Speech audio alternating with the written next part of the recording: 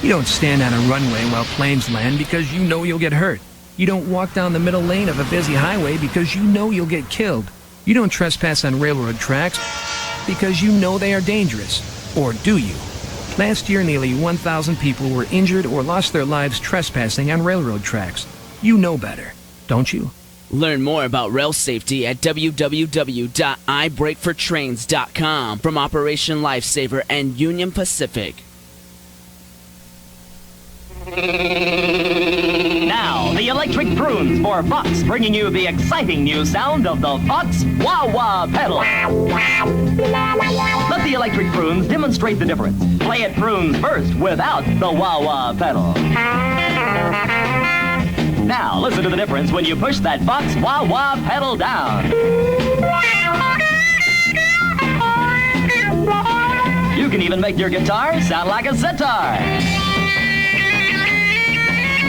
It's the now sound. It's what's happening. That's why the Electric Prunes, Animals, Herman's Hermits, Paul Revere and the Raiders, Stones, the Seeds are all using the Fox wah-wah pedal, and it works with any amplifier. If you're a professional musician or want to sound like one, get with the new Fox wah-wah pedal at your Fox dealer now.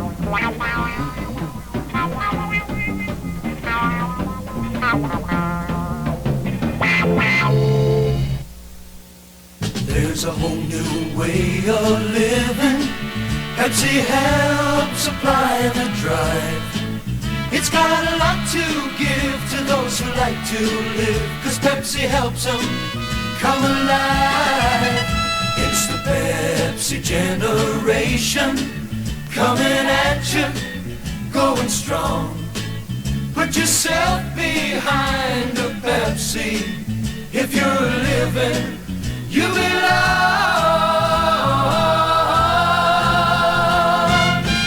You've got a lot to live, and Pepsi's got a lot to give. You've got a lot to live, and Pepsi's got a lot to give. You've got a lot to. Booty shaking, booty shaking, booty shaking, oh bacon. Booty shaking, booty shaking, booty shaking, oh bacon. Booty shaking, booty shaking, booty shaking, oh bacon. Booty shaking, booty shaking, booty shaking, oh bacon. Booty shaking, booty shaking, booty shaking, oh bacon. Booty shaking, booty shaking, booty shaking, oh bacon. I'm Sarah. I'm Ellen. One night, I was at a bar. One night I was at a bar. I had one too many drinks. I had one too many drinks. I got behind the wheel. I got a cab. A squirrel ran across the road. A squirrel ran across the road. I swerved. The cab swerved. I hit a guy. The cabbie just missed a guy. I wish I took a cab. Thank goodness I took a cab. You have the choice to save a life. Buzzed driving is drunk driving. Brought to you by the Department of Transportation and the Ad Council. The following advertisement for Carl's Jr. was banned from television and has been reformatted for radio.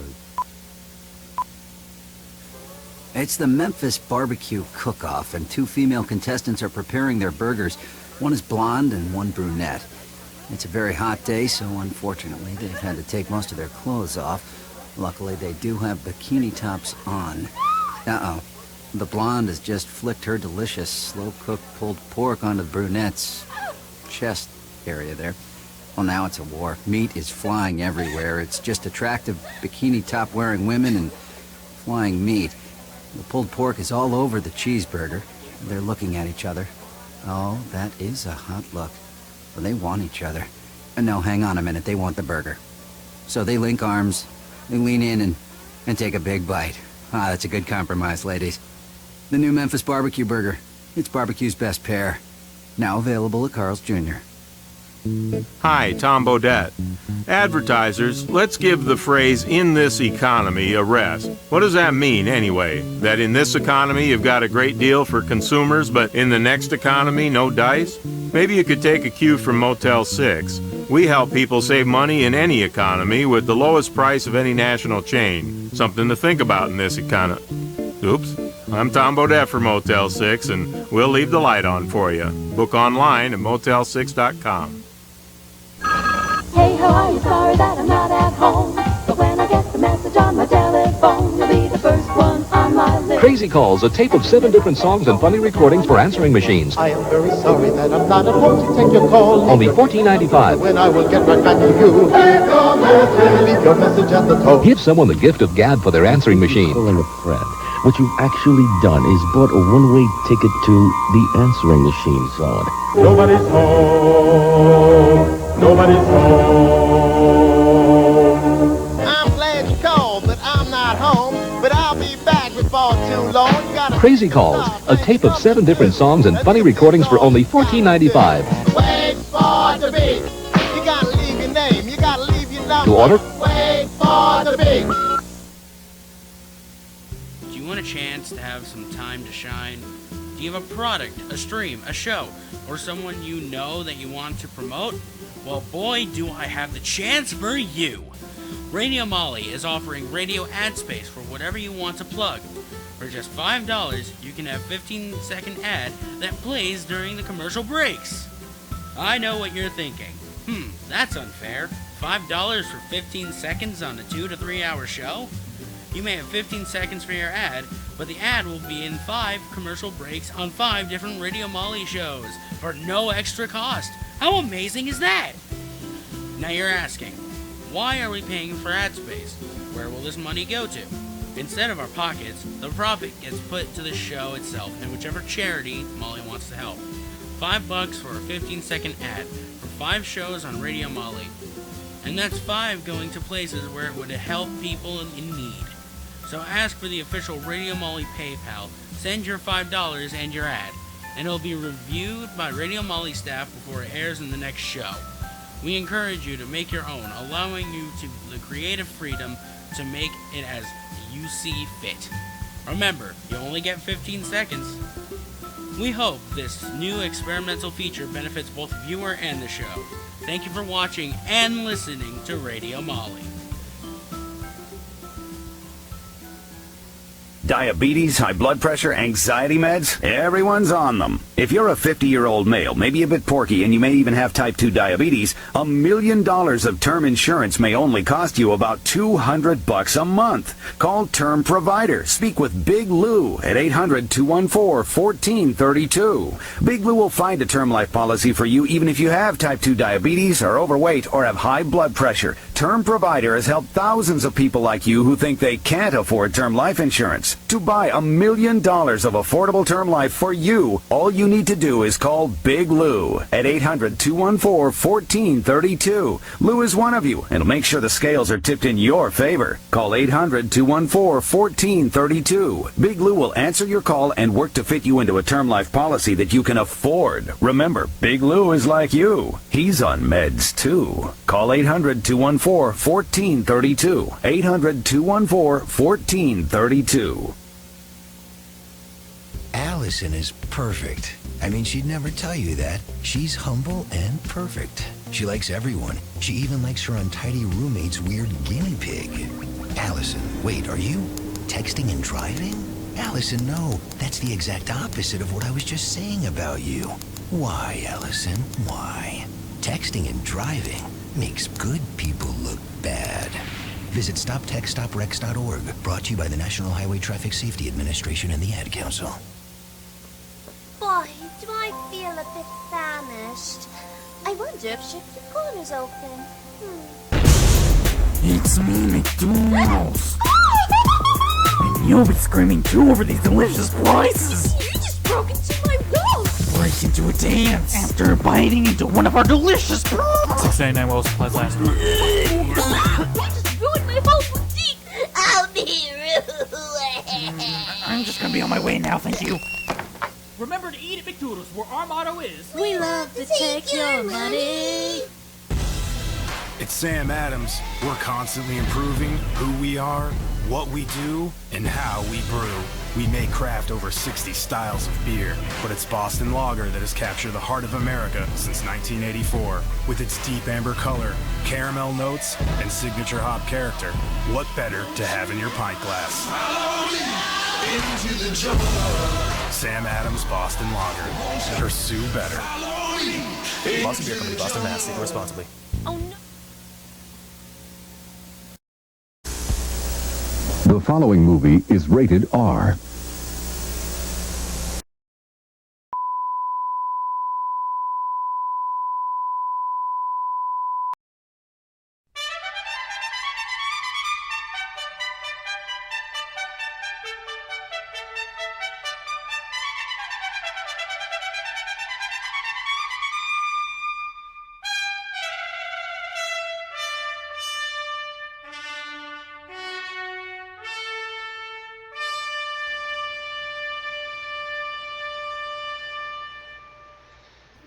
And good morning to you fine folks on this very calm and cold Sunday. I am your host Gonzo, here with Luna.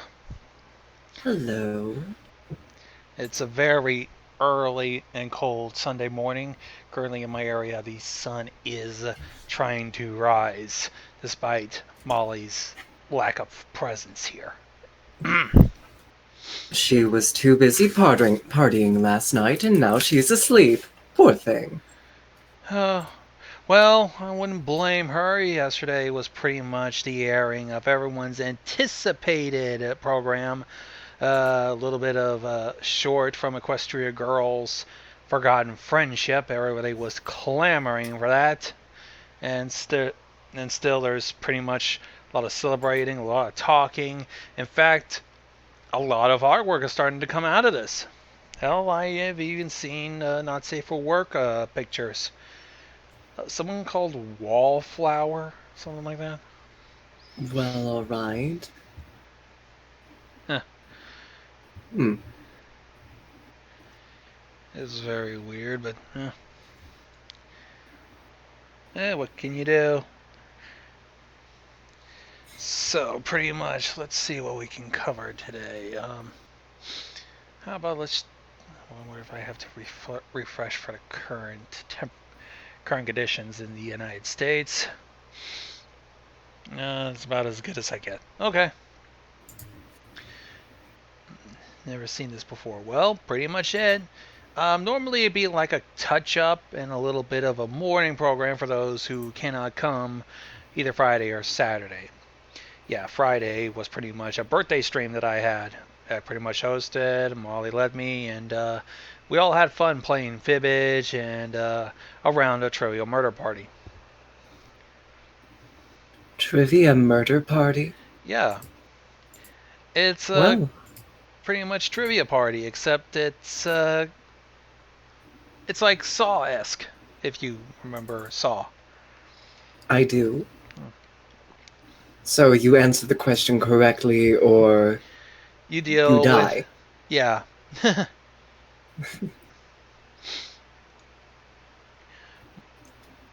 Molly, though, is still not available. Yeah. It'll be all right. Let's see let's see what our current conditions is right now out there in the United States, because that's the only thing I can be able to access at this moment. Currently, a lot of clearage. I don't know how to pronounce it, but let's just say not very many clouds out there in the United States. A lot of high pressure seems to have kept a lot of the rain, mostly a bunch of chunks throughout the south, and I see one major system that's currently just hovering around in Texas near a low pressure mixed front. A little bit of rain off the coast of Massachusetts on its little peninsula, little cape or whatever. I don't know how to really say it. I know Kitty has a more harsh term, but yeah. Oh, for Cape Cod? Yes. Right, yes. Let's see, there's some cold, there's also some cold fronts pretty much going through the south. A lot of low pressure in the upper parts of the U.S., currently hovering around Wyoming, parts of Colorado, and a little bit of Nebraska and South Dakota. There's also plenty more of low pressure fronts covering over the Cascades, and a lot more rain that's going to be happening in sections of Washington State, mostly along the coast. Current temperatures right now, almost most of the United States is pretty damn cold. I see pretty much the southern parts of Texas and along the Gulf Coast pretty much hovering in the upper 40s to mid 60s. And if you travel farther north, it really gradually drops. Most of the Midwest is hovering in the 30s and 20s. The upper north, the upper states, pretty much in teens, and hell, there's even some single digits. And if you manage to cross over to Canada, there's even some sections where it reaches the negatives. And it's pretty much going to be cold for quite a bit. Today's forecast promises the upper half of the United States pretty much hovering in the low 40s, 30s, and some 20s, while parts of the South will be warming up just a little bit, like the Centigrade Plains around Kansas City will be around 52, some 60s and 70s. Tomorrow, Monday, will be pretty much warming up certain parts of the Midwest. Sections of the states of Indiana, Illinois, and some of Ohio will be seeing 50-degree temperatures for a good chunk, pretty much meaning that spring might be on its way. Maybe. Tuesday promises a little bit higher, southern temperatures reaching 70s around the Mississippi and Kentucky River valleys. No, wait, that's Ohio River. Never mind. And so far, I'm seeing some gradual shifting come Wednesday, because the cold will then return a little bit sharply, drastically. Certain parts in the Midwest will be returning back to the 30s as a high for Wednesday, and Thursday will be gradually returning back to the cold. Seems like there's going to be seems like it's probably going to be on and off. Certain parts warm, certain parts cold. Very, very freaking cold. And now that that's over with, I don't know why Fred is talking to me about a flooded house. I'm not interested. So we might as well just go on to some news. Ooh. Da da da da da da da da. Da da da da da da da. The news. I might as well just turn on the soothing jazz. I forgot. There we go. Should be going well. How about some rare humor before I just slam you down a little bit? For example, two kids decided they wanted to go to the recent big box office smash, The Black Panther, but they didn't want to pay for 2 movie tickets, so they tried one thing that you only saw happen in the movies. They tried to dupe the movie theater's manager by one being on the other's shoulder, having an overcoat and a hat, disguised as one tall man. Did it work? They did not fool the manager. Would have been funnier if it worked. Even though they didn't successfully fool the theater manager, instead they have gone viral. We have a lot of Twitterers, idiots, but Twittering, or tweeting, as it's often called. Yeah, they were tweeting quite a bit. Mostly the sources comes from at Steve Likes Cups, who pretty much shows a video and a photograph of the disguise. The location is... It does not say. I don't think. But some people have been responding to it. At _Gshit says that they are some legends. One person also says, I don't know how he knew. One person was very weak as fuck. Another one tried to compare the costume to the classic cartoon Inspector Gadget. Da-da-da-da, Inspector Gadget. And some even alluded to a costume, the disguise done in the Adult Swim cartoon BoJack Horseman. and another Adult Swim show, the Eric Andre show. It's like it was pretty much one of the few good stories of hilarity that you only saw in movies, and the people would be dumb enough to follow. But this is 2017. People have been around the block.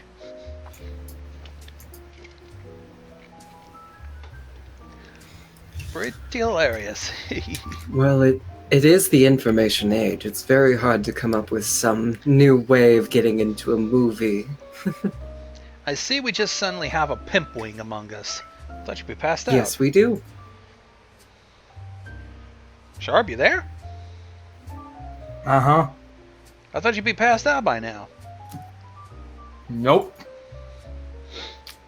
Ugh. Was it like me, and did you get a cup of coffee? Nope. Okay. How? Food. Oh, that'll do it. Right. Oh, excuse me. Okay, then how about this? If you notice that when you search up images on Google, you notice that something is a little bit odd, right? Yes. Well, this week they're gonna get a lot of flack because Google decided to remove the view image button. What? Google search Okay. liaison Danny Sullivan, according to Arstekia, I can't pronounce that, announced a change on Twitter the other day, saying that it would help connect users and useful websites. The changes came about in part due to a settlement with Getty Images this week, and that it's designed to strike a balance between server user needs and publisher concerns. 2 years ago, for a reminder, Getty Images filed an antitrust charge against Google and the European Union, taking issue to the company's image scrapping techniques to display image search results. Google and Getty Images announced a partnership. Getty withdrew the charges against Google. Changes like the removal of the right to image links were apparently part of the agreement.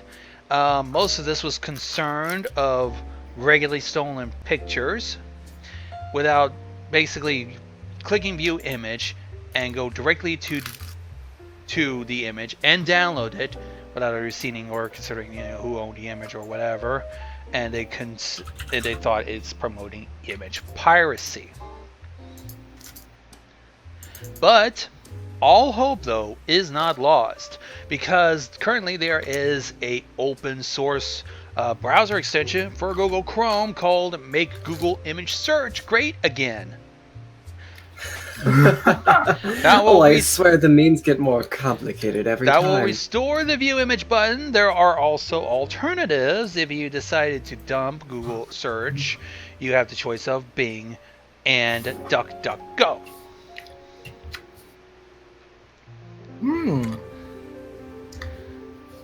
At least you still have choices. I don't know why Getty's choices. upset. I don't know why Getty's upset about this. Let's see. How about something from McDonald's? Through the Associated Press wire, McDonald's will be banishing the cheeseburger and chocolate milk from the Happy Meal menu in an effort to cut down on the calories, sodium, saturated fat, and sugar that kids would consume at its restaurants. Diners can still and the backlash is a million parents who are very, very grumpy. Diners can still ask specifically for cheeseburgers or chocolate milk with the kids meal, but the fast food company says that not listing them will reduce how often they're ordered. It removed soda from the Happy Meal menu 4 years ago. Orders for it have fallen 14%. Long been in the target of advocates. Basically, because there we go. It's been a long target of health advocates and parents who have linked the Happy Meal, to childhood obesity. McDonald's has made many tweaks over the few years, including cutting the size of fries and adding more fruit, even swapping out its own apple juice for one with less sugar. Look, I don't like this. All right, because why not?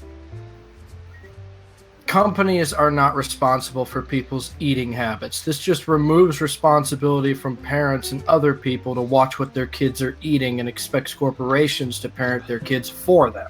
Well, it also removes the blame from the company. That's true. So I guess this is the ultimatum for stupid people, really. Exactly. There will be also other tweaks, such as the 6-piece chicken nugget Happy Meal will now come with a kid-size fry instead of small, lowering calories and sodium from the fries by half, including bottled water as an option, might cost extra. Currently, the Happy Meal menu lists milk, chocolate milk, and apple juice. Soda will not cost extra. For the international restaurants, McDonald's says that at least half of the Happy Meal options available must meet the new nutritional guidelines. The company says some are adding new menu items to comply, like in Italy, where a grilled chicken sandwich was added to the Happy Meal menu. Ooh. That actually sounds pretty good. The latest changes here stateside will occur in the United States by June. Alright, so it's not all bad. They added new foods to the menu. In other places. Pretty much the goal is to try to make all the Happy Meal options contain 600 calories or fewer, and wants less than 10% of the meal's calories to come from saturated fat and added sugar. Personally, I think a better step would just be making full-on diverse Happy Meal options, and the parent can decide what to give their kids. That way, if the child does become obese, it's solely the parent's responsibility. Plus, it's a win-win for everybody. Kids that want to eat more get to eat more, and parents that want their kids on a diet get that. That's personally my opinion. I mean, let's be honest. Parents that go through a McDonald's drive-in that don't feel that their kids are getting enough food in their Happy Meals will probably just order one or probably order 2 or 3 more Happy Meals because the servings are smaller. And of course, then childhood obesity is the parents' fault because the company can go back. It's like, why did you order 3 Happy Meals? My kids are big. My kids weigh 500 pounds and I want them to weigh 600 by the summer. I just imagine it. I just imagine a CEO sitting there with their freaking head just leaning on their arms, just like, yeah, you can say that again. Just rolling their eyes. I want him to weigh 615 by New Year's. Be my guest. Responsibility is fully off my shoulders if you order 3 Happy Meals. Alright, let's see. And here's one that's, well, sadly the result of the major news story this week, and that everybody really needs to, stop covering it. I mean, fucking Oh hell. yeah, those McDonald's apple slices. Those are nice. Do they still put those in the Happy I Meals? would love them more if they were covered in caramel. I think they have those as an option. I don't know. With caramel? I think a separate option. I think. Ooh. I wouldn't be surprised if they have caramel apple slices. They got regular. Alright, and here's something that's from, a result of the major news story this week, the Parkland, Florida shooting. But this is just a result. We pretty much already covered, hell, everybody has been covering this nonstop. The reason why I say this is because some people will want to be aware of this, and I mean, pretty much we're still within, for most areas, the school year, right? Unless something's happening on my end. Because everybody's gone silent.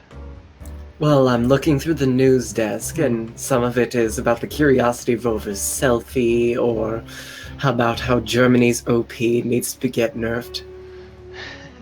Yes, what also happened was the Winter Olympics. I could the Olympics are back again? Isn't it 2 years early? It had the Winter Olympics. Ah, I see. It's currently happening in Pyongyang, South Korea, I want to say. Or was it North Korea? I don't know. But I could quickly look up the because Yahoo Sports covered this extensively, basically the medals, because people like the medal count. Actually, I think I do have something on the Florida shooter, something that's been circulating around on the web. Let me take care of the view count, and then something about that's been happening social media thanks to the Florida shooter. Just give me a minute. According to the medals race, the current tally, Norway's in the lead with a total of 26 medals. 26. 26. I total bet medals. Sweden is upset that Finway's winning. It easy does it. Currently, to be specific, for gold, Norway and Germany are tied with 9 gold.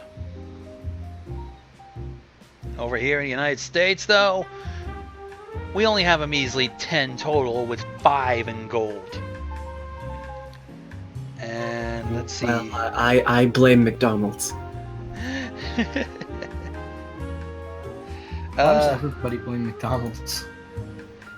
We eat too much. because That's it. because stereotypically Americans are 500-pound cowboys with shotguns. Well, you're not fucking far off. Yeah, that's true.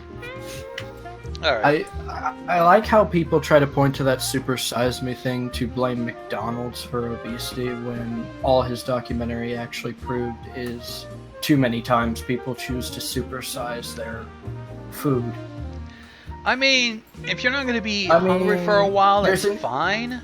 Yeah, but there was like, and I don't think that's the point he set out to prove. I think he just wanted to prove how easily, if people ate at fast food every single day, that somebody could get obese. Well, the thing is, What's interesting about the guy who did Supersize Me, he ended up starting a series called 30 Days, where him and his wife lived for 30 days on various scenarios, one of which was living solely on minimum wage, which I believe led to a slight increase in minimum wage for those affected. Is he hit and miss? So, Huh. All right. Now for the thing that's pretty much we're going to be discussing. Know my luck, because Sharpwing talked about it extensively last night while we were like dueling around overnight.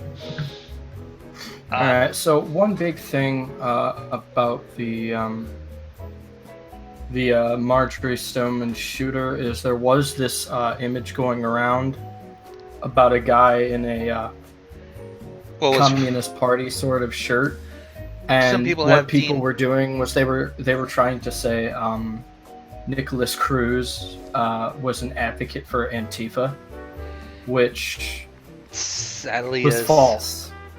It wasn't just the fact that it's kind of bullshit to point at somebody's shirt and say that the entire movement is responsible for that person's garbage.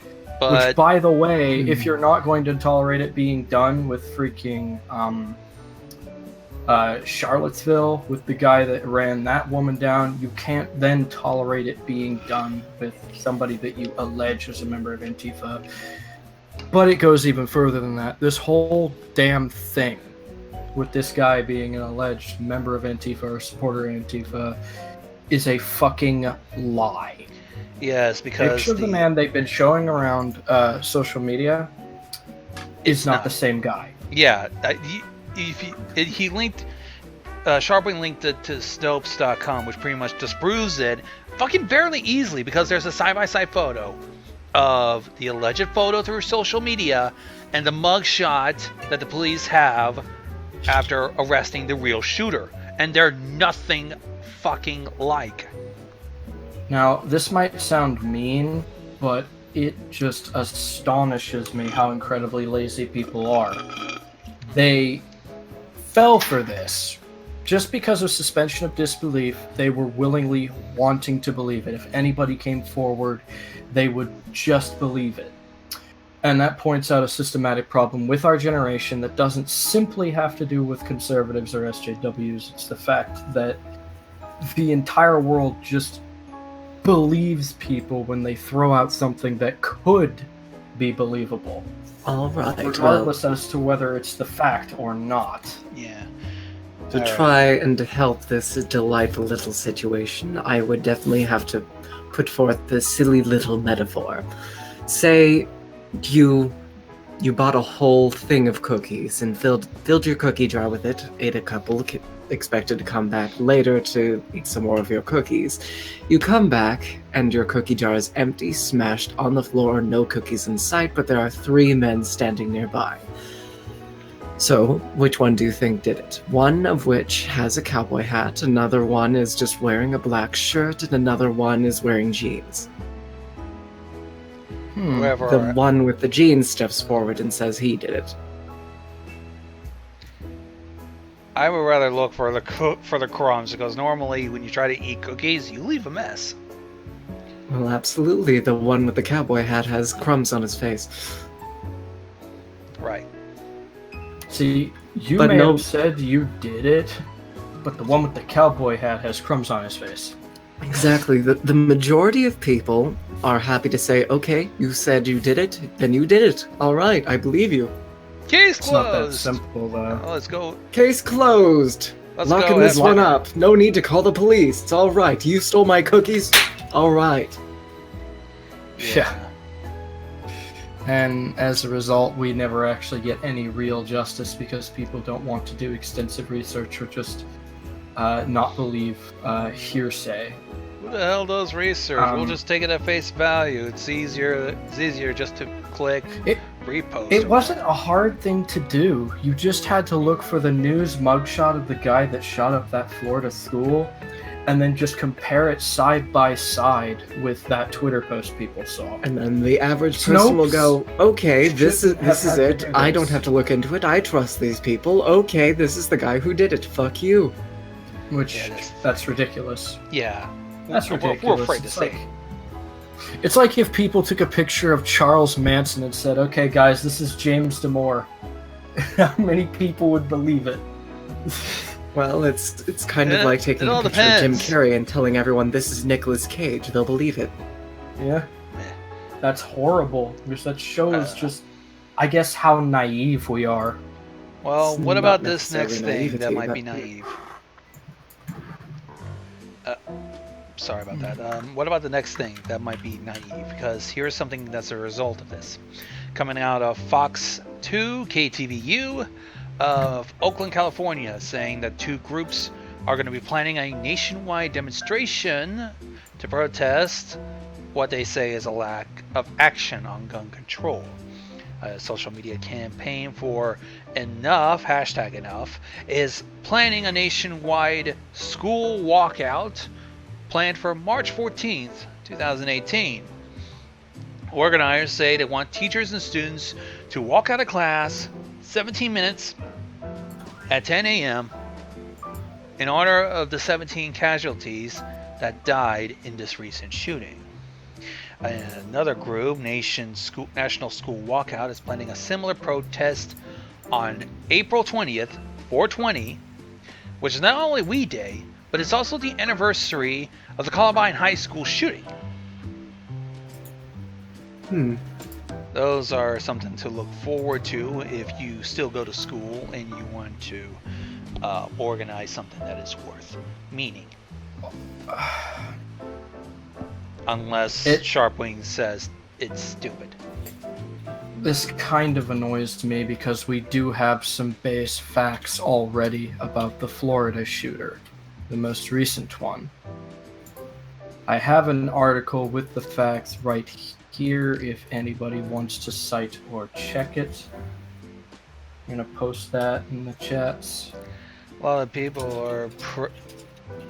One Diamond Heart even reminded us that Best He's been planning on it for a good while beforehand. And we talked about this overnight. Uh-oh. I had this discussion with people, and I really wanted to get through to people that there was nothing gun regulations could have done to prevent Nicholas from getting the gun that he'd had. As a matter of fact, when his adopted parents had passed away, and he was at his friend's home being raised by those people, he'd had that weapon in a case. There's no telling how long he'd had that weapon before he actually decided to use it. So in that situation, the regulatory system did not fail. For all we know, he could have had to have waited months to get that AR-15 years ago, and he's just had it for all these years. The little regulation tirade wouldn't have done anything about that, and I've seen people advocating for the banning of machine guns because of what happened in Florida. An AR-15 is not a machine gun. It is a semi-automatic. That would have been, a moot point. All right, here's what dig.com has learned. I'll read parts of it, and then Sharpwing will respond. Will that work? Go ahead. All right. Let's see. Wednesday, 17 people were killed, 15 were injured at Parkland, Florida's Marjorie Stoneman Douglas High School. Worst school shooting since Newtown massacre from 5 years ago. 19-year-old suspect, recently expelled from the school, is now in custody. Police are trying to piece together what happened. Here's what we know. The shooter's name is Nicholas Cruz, who is now charged with 17 counts of murder on Thursday morning, being held without bond, and the Broward County Sheriff's Office says Cruz confessed after hours of questioning. Police have reportedly identified all of the victims. The list includes a football coach, Aaron Face, who reportedly was shot protecting students, and athletic director Chris Hickson, and 2 students, Jamie Gutenberg and Martin Duke. I don't know if I'm pronouncing that last one right. The shooters seem to have created a plan to inflict mass harm that would have prevented a full lockdown and ensure a maximum number of students in the hallways. According to NBC, the shooter first shot 3 people outside after arriving in an Uber, carrying a gas mask, AR-15, smoke grenades, and multiple magazines of ammunition. Now here's what I want to know. I just want to cut you off there. Okay. A lot of people are talking about the gun he had. I want to know, where the hell did he get those smoke grenades?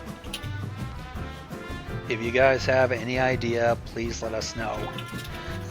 Alright, I'm going to resume. Knowing that the fire shots inside would initiate an immediate lockdown, he decided to pull the fire alarm, disorienting students because there had already been a fire drill earlier that day. An piece from the Daily Beast saying he began by waiting until just 5 minutes before the 2:35 p.m. dismissal time and then pulled the fire alarm. The timing likely made it more difficult for the school to order and maintain a complete lockdown. It was able to kill 12 students inside the school, along with another 2 just outside and 1 on the street, and 3 more ended up dying in the hospital. Now, this is something that gets to me, and I brought this up in a conversation in the bar way earlier. And I brought up that he had meticulously planned every single detail of this shooting. He'd specifically waited for a day to pull that fire alarm at a time and an hour where he knew people would be disoriented. He'd also known that they'd had a fire drill earlier that day, so he knew that pulling that fire alarm would extremely disorient them. He even counted on this. He'd counted on all of this, meaning there's a possibility he may have been planning this for months. Months. Stalking, prowling around the school, learning its schedule, somehow figuring out when it plans its fire drills. He also planned on this following thing. After the shooting, the article continues, he attempted to escape by blending into the fleeing students. Armed school resource officer that was on campus never encountered him, according to the police statement from the Washington Post.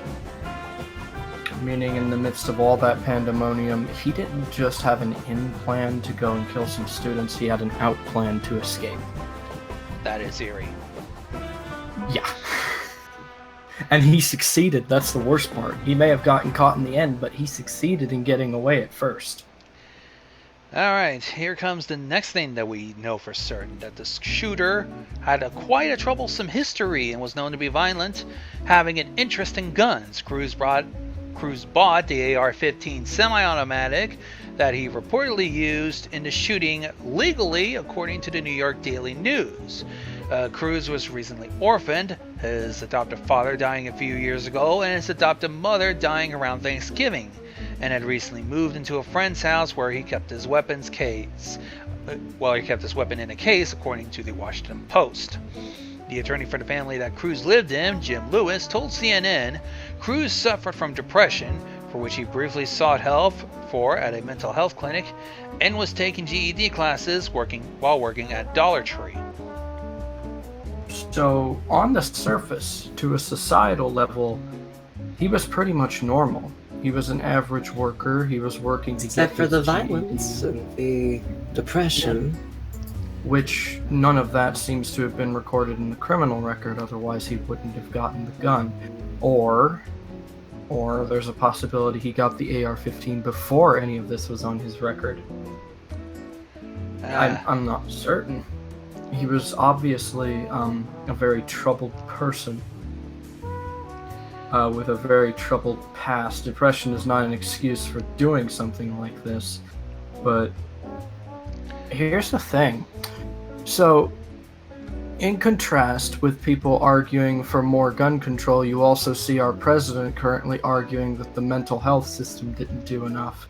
But as we're seeing right here, he had sought help at mental health clinics before. He more than likely got it, more than likely got the medication. So, mental health didn't fail in this situation. He just couldn't be helped. Yeah. Unless, of course, he stopped taking the medication. It's the only thing I could possibly predict. Well, having been in a situation with depression in which taking the medication actually made me feel worse, I would say it's very hard to stay on antidepressants. They don't make you stop being depressed, they make you feel nothing at all. It's the thing, however, that I argue there was something much more wrong with this person than depression. Because I don't think depression makes you meticulously plan out a school shooting, kill a bunch of people, and then attempt to escape through the panicked crowd. Or the kind of stuff that we'll be talking about in this next part. The violent behavior. People who knew him told us Sun Sentinel he was known to shoot animals, saying a firearms enthusiast whose adopted mother died last November. Cruz talked about shooting lizards, squirrels, and frogs, according to Trevor Hart, who knew him from Spanish class and said he seemed a little off. Police were called to his house numerous times, according to a former neighbor, a Shelby Spino, and he was seen shooting at a neighbor's chickens. According to the Associated Press, Cruz was expelled from Marjorie Stoneman Douglas High for fighting with his ex-girlfriend's current boyfriend. His ex-girlfriend claimed Cruz was abusive. Before his expulsion, Cruz was reportedly banned for bringing a backpack on campus because it was considered a security risk. A student who claims to have been a close friend says he cut off Cruz after he started making threats against a female friend. Telling USA Today, I think everyone had in their minds if anybody was going to do it, it was going to be him. Several situations that are a problem here, and where I think society may have failed in this situation. He'd given off several red flags that he had the potential to do something like this, that he might do something like this. There are even people just flat out casually talking about if anybody was going to do something like this, it'd be him. And yet, no one acted on those suspicions. They just kind of sat there and let it happen. I mean, Not personally, just- I think the attempting to kill the neighbor's chickens would have been a red hair, or like huge red flag for me. Not only has the public didn't do anything, neither did the FBI. Want me to talk about this now? Oh yeah. According to BuzzFeed News, YouTuber and bail bondsman Ben Knight, I guess, received a comment on one of his videos in September last year that should have been a warning sign. An account with a similar name wrote on one of Ben Knight's videos, "I'm going to be a professional school shooter." Ben Knight reported the comment to the YouTube and the FBI. The FBI interviewed Ben Knight before and after the shooting. Authorities say they were not able to identify the person who posted it. I question how the FBI was not able to identify. I could have sworn the Federal Bureau of Investigation, if they really wanted to find you, could find you. I think they're too busy with the Russia investigation. Oh my look. Probably. Probably. Alright. Our next thing that we can confirm about is a leader of a white supremacist group who claimed that Cruz trained with him, but here's how things turned out. Jordan Jareb, captain of the white supremacist group Republic of Florida, told the Daily Beast and the Anti-Defamation League Cruz was, quote, part of our organization, end quote, after an anonymous 4chan member wrote Cruz was affiliated with the group. Jareb said that Cruz attended a paramilitary training in Tallahassee, Florida. The statements created a media firestorm of speculation about Cruz's motives and the potential for radicalization before Jareb had to backtrack on social media. Following his statements, the police said an investigation proved no evidence to back Jareb's claims, according to the Tallahassee Democrat. Jareb reportedly stopped talking to media after a law enforcement statement and made a post saying there was a legit misunderstanding because we have multiple people named Nicholas in the Republic of Florida. Alright. Oh, sorry. I have to cut off and call immediate bullshit on this. Alright, any listing usually goes from last name to first name, right? He knew that he was looking for a Nicholas Cruz on his listing, right? Yes. Yeah. He's backpedaling. He wanted to take credit for Nicholas's crap. And there's a huge way that this affects the whole discussion on the Florida shooter. Now that some white supremacist group just suddenly tried to take credit for this individual's actions, it somewhat derails the discussion of what really went on here because some jackass wanted... I don't know. Why would some idiot want credit for this shit? Fucking publicity! I would like credit for some jackass that shut up his school because that's gonna make my group look good. Fucking dumbass. He wanted to make the school white again, or some shit like that. No, my luck, it's probably just some made-up excuse, or just saying, "Oh yeah, this guy's with me, I did it," and he probably won bragging rights. No offense, but I don't think even Richard Spencer would be this stupid. So whatever group was trying to take credit for this, they're not just white supremacists, they're domestic terrorists. Alright, the thing continues on. Jareb's original statement seemed to gain traction alongside evidence Cruz aligned with right-wing politics. Multiple students mentioned Cruz wore a Make America Great Again hat to school, which is corroborated by a picture on his Instagram. A student told the Daily Beast Cruz wore, quote, really patriotic shirts that seems really extreme, like hating on the Islamic religion. For example, he would say things such as that he would degrade Islamic people as terrorists and bombers. An account bearing Cruz's name made multiple comments in the past year suggesting a far-right political affiliation, one statement reading, I'm gonna watch them sheep fall fuck Antifa. I wish to kill as many as I can. Alright. Now, I know some people are also going to try and derail the discussion here when they get a hold of these facts. My issue with this, I believe 100% that Nicholas Cruz's shooting was not politically motivated. The reason as to why? He didn't go and try to kill a bunch of Muslims. He didn't go and tried to kill a bunch of Antifa members. He went to his own school and tried to indiscriminately kill his fellow classmates there. That's not politically fueled, that's just, he's fucking crazy. Unless, of course, we find some sort of motivation as to why he wanted to do it other than attention, which is all we've got to go off of right now. And now for the last thing, because it wouldn't be a major news story if fucking Trump responded to it. Something I also wanted to add on to this as well, coming from another political channel from one of my groups.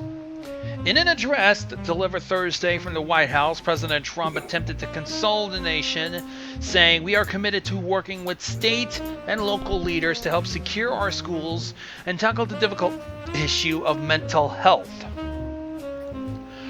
But there is a tweet from his Twitter which says, "Very sad, the FBI missed all of the many signs sent out by the Florida school shooter. This is not acceptable. They are spending too much time trying to prove Russia collusion with the Trump campaign. There is no collusion. Get back to the basics and make us all proud." Great. But the thing to point out here, neither of these mentioned guns. I would just like to say it'd be nice if the entire FBI wasn't dedicated to the Russian collusion, because there are other things they're also needed for. Can't they, like, divide and conquer? It would have been something. Because if the entire FBI is dedicated to this Russian collusion, that means any type of US espionage is left completely unmonitored. So if anything of this nature, or something like Nicholas Cruz or something like that happens again, they're too absorbed with the Russia collusion to give a shit about it. They're basically useless to us at this point. Yeah, it's... So the president did have one important point. Okay. Now, I do want to say, at large, I suppose in a small area, that both the mental health institute and gun control policies in Florida may have had a small bit to do with this. However, I do think if we focus on those little things, we completely derail this discussion and miss the bigger picture. All the signs were there. This isn't like some of those other shootings like Elliot Rodger or something where it was muddied and they didn't know whether Elliot Rodger was going to do what he was going to do or whether the Columbine shooters were going to do what they were going to do. There was... nobody saw it coming. With someone like Nicholas Cruz, they should have seen this shit coming. There were so many signs and they didn't pick up on any of them. This is a very different case. But of course, there could still be some information missing and there's oversight missing. I mean, with Nicholas Cruz, you can't ask where were the parents. His parents are dead. And his friend's parents, you know, they've already got his friend to worry about as their actual kid. And I'm not sure how many other kids his friend's parents have. But at the same time, I don't think people should even act like his friend's parents had any control over Nicholas. It's strange. And here in this situation, which is what I'm really conflicted by all intents due purposes, the regulatory system did what it was supposed to. The mental health system did what it was supposed to. Neither of these systems failed Nicholas. That's the issue here. Because he did have mental help. I don't know why he stopped getting it, but who knows? Until we have information about that, all we can assume is the mental health institution tried to help him. In regards to gun regulations, they say it plain and simple. He got the AR-15 perfectly legally, meaning he had to fill out the forms, go through the waiting periods that most people do in order to get it. And again, his parents had passed away, his adopted parents had passed away prior, so he's like an orphan with an adopted family. Then his adopted family dies, and he's stuck with his friend's parents. No idea what's going on in his head there. But so far, judging by the story, until we have a date where he actually purchased the AR-15, he could have had this damn thing for years. Years and years and years.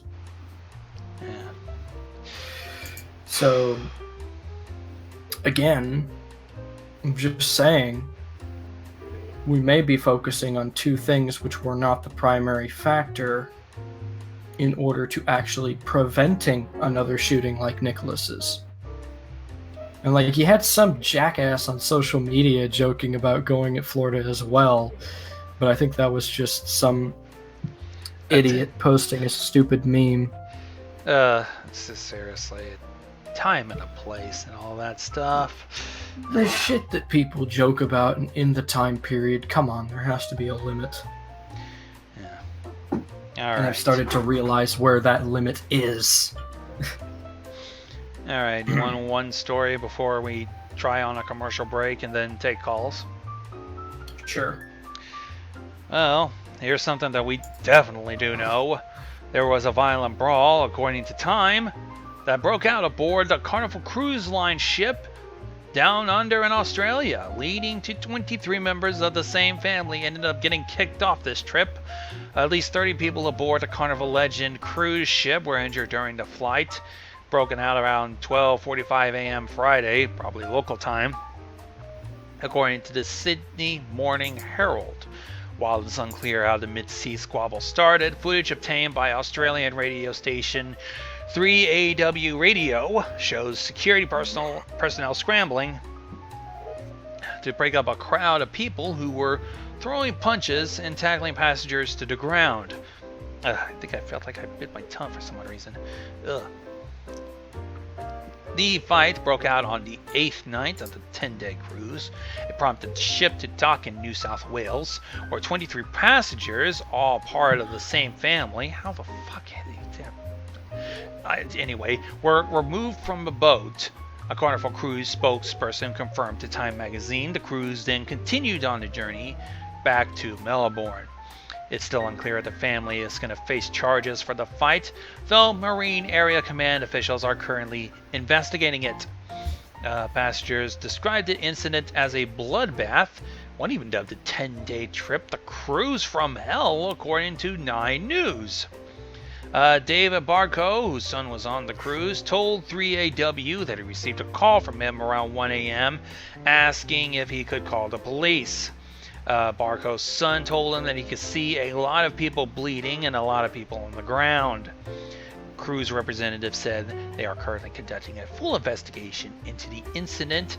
A statement was issued just saying the safety and security of our guests and crew is our number one priority. We apply a zero-tolerance approach to excessive behavior that affects other guests.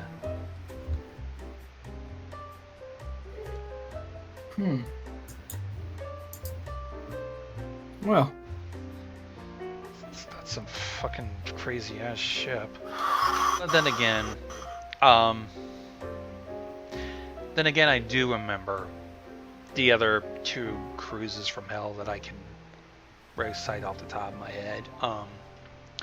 The one where I believe it was a fire that broke out and made the electronics and the plumbing completely failed, turning the ship into a toilet-clogged mess. Literally turned into a floating pile of E. coli and fucking shit on the side, and it was just a huge mess that was just too gross for words. I could be wrong, but I'm trying to recite it off the top of my head. And there was also the Italian cruise that ended up running aground and tipping over to the side, which resulted in a lot of people injured, possibly dead, some dead, and something about the captain that got involved into a scandal and shit.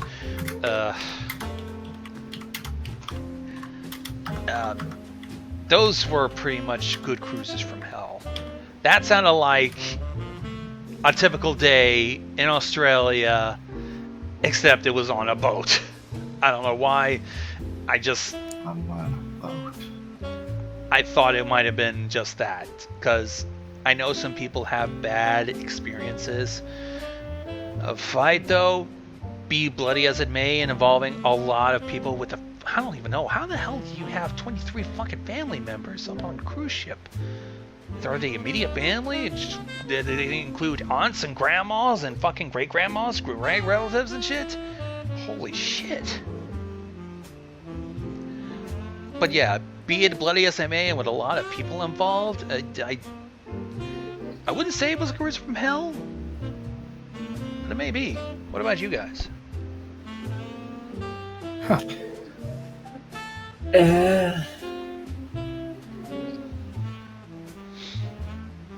I tired you guys out, right? Well, I'd say talking about shooting and whatnot kind of took everything out of it. Well, alright. How about a little break? A little commercial break, so that way we can all gather up and we can let people into the group. And we'll take some calls and even some questions, probably through Tumblr and possibly Twitter. Alright? Alright. Sounds like a plan. We're going to have a 10-minute break. Sharpwing has posted a link. You might want to... I'm not sure if there's some people on the Twitch. You might want to link it there too, Sharp. You can join through the chat link in the... the link in the chat. Fuck. Sorry. Tongue-tied and bitten, and I'm fucking losing my mind. Alright. Click on the link. Please comply to at least read the rules and be verified. Please, this is an 18 and plus server. We ask for your full cooperation through the verification process. This is for the safety of everybody. And if you want to contribute or say something about what we discussed in the news today, please come into the wait here and we'll be ready for when we start taking calls after the commercial break. Let's make this like 5-10 minutes and then we'll continue on. Okay? All right. Yeah, no problem. All right. Time to mute myself and let some commercials play.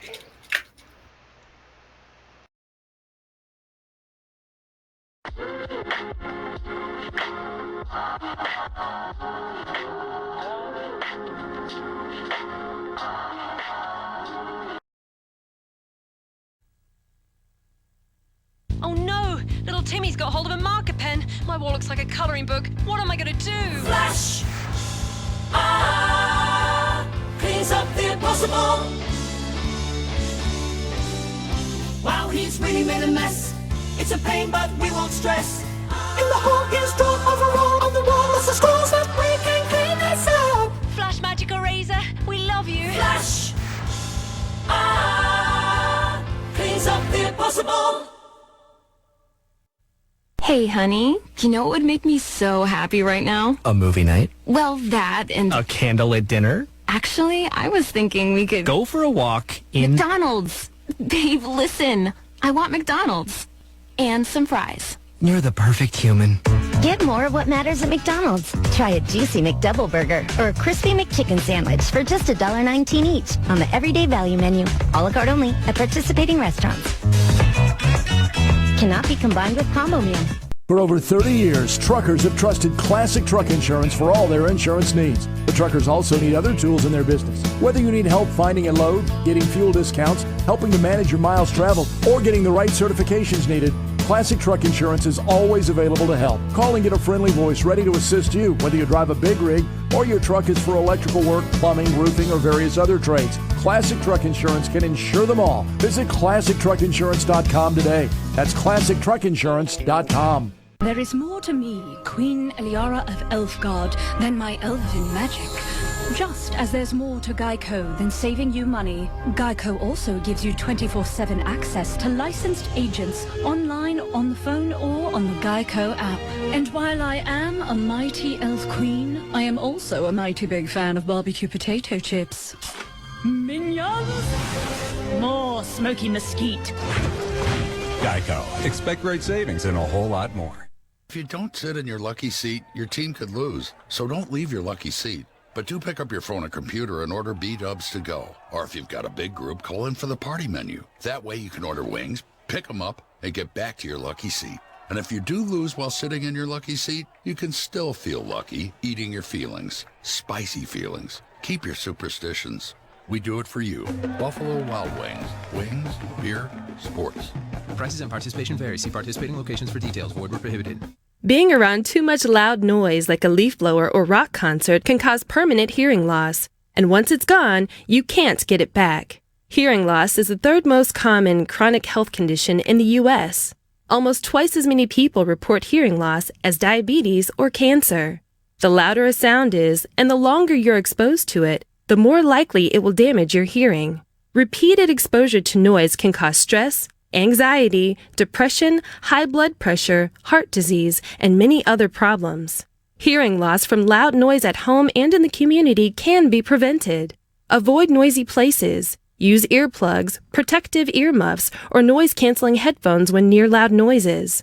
Keep the volume down when watching TV or listening to music and using earbuds or headphones. Get your hearing checked and ask your healthcare provider how to protect your hearing from noise. To learn more, visit cdc.gov/vital signs. O'Reilly. Save on your next oil change at O'Reilly Auto Parts when you purchase 5 quarts of Valvoline Max Life High Mileage Motor Oil and a MicroGuard filter for $24.99. Keep your engine running smoothly, plus earn 200 O Rewards points with this purchase during O Rewards Member Appreciation Month. O'Reilly Auto Parts. Better parts, better prices every day. Limits apply. See store for details. O'Reilly Auto Parts. If you could get rewarded for sleeping, would you? What about for sitting on a bench, looking out at the ocean? Or for sitting in a comfy chair, watching football on TV? Guess what? That third dream job is real thanks to Buffalo Wild Wings. You can come in, watch football, and earn points with Blazing Rewards just for being there. That's right, you're a professional football fan now. Brag about it to all your friends. Buffalo Wild Wings. Wings, beer, sports. Terms and conditions apply. Must be a Blazing Rewards member. To join and for details, visit blazingrewards.com or download the Blazing Rewards app. Do you ever feel like you need to get off? Like you really want to come? Hi, welcome to my Fleshlight Emporium! That's right, Fleshlights! We're talking about things you thought. We have so many fucking Fleshlights! Help me! Buy them! They are guaranteed to make you fucking orgasm like a fucking rhinoceros! Oh, you'll be screaming like this! Things are sure to get sexy tonight when you come down to the Fleshlight Emporium, where we have tons of fleshlights. We're talking about the kinky shit, motherfucker. Yeah, that's right. Frog pussy. And they're really great! And they're really great! And they're really good! Affordable, too! And they're really great! And they're really good! Affordable! Affordable! Affordable! There's a new kind of Elvis excitement coming your way. An Elvis you'll want to hear again and again. Love Letters. Love letters straight from your heart. Elvis's new album, Love Letters. It starts with Elvis soft and low, and it moves like lightning into high gear.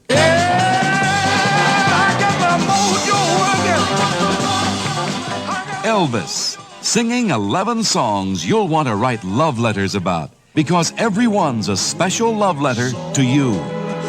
'Cause this is our dance, darling. Love Letters. All signed by Elvis on his new album, available now on RCA Records and Tapes. America was built by people with a few dollars and a dream. But even today, there's still one path to success that only requires a dream and about $10. Because if your dream is to start or grow your business, something as simple as the right business card could make all the difference. Right now at Vistaprint, you can get 500 customized high-quality business cards for only $9.99. That's $9.99, and your satisfaction is absolutely guaranteed. Just go to Vistaprint.com, use promo code 7474 at checkout. That's Vistaprint.com, promo code 7474. I know, no matter what I say, days will come and go. No matter what I say, nothing's set in stone. No matter what I say, days go by. I know, no matter what I say, days will come and go. No matter what I say, nothing's set in stone. No matter what I say, days go by.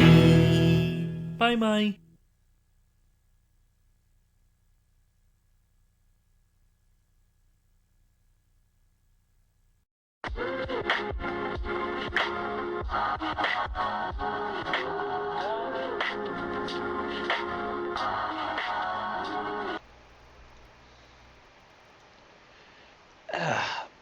There we go.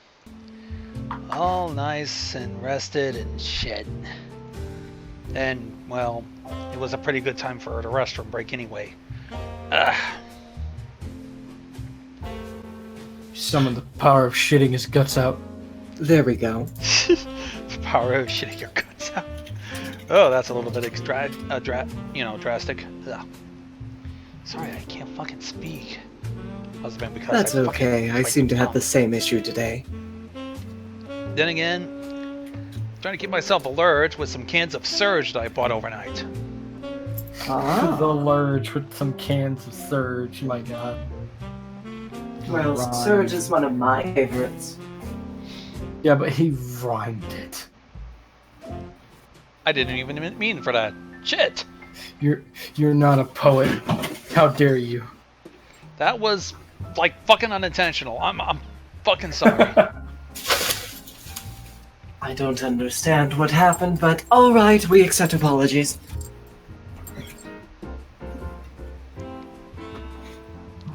Alright, let's see. What do we got? As far as questions. Let's see if there's anything for Molly on this.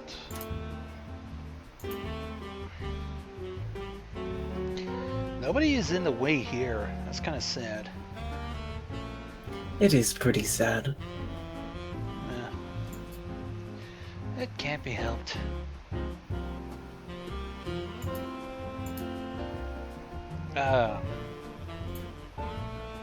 Alright, filter these for Ask Radio Molly. Why do we have Pancho Villa fucking contacting us constantly? Oh dear.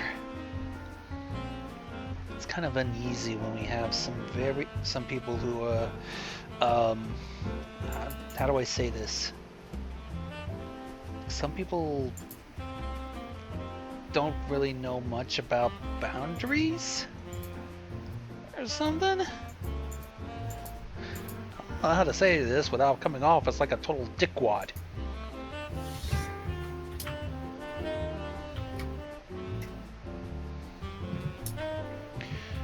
Oh well, let's see what the questions are. One's asking about how if I enjoyed my birthday. Well, did you? We did. I did. Hooray! We ended up just hanging out. I made an announcement. I'm going to try to go to BronyCon, which is a surprise to me. This is normally in early August, but it's now late July.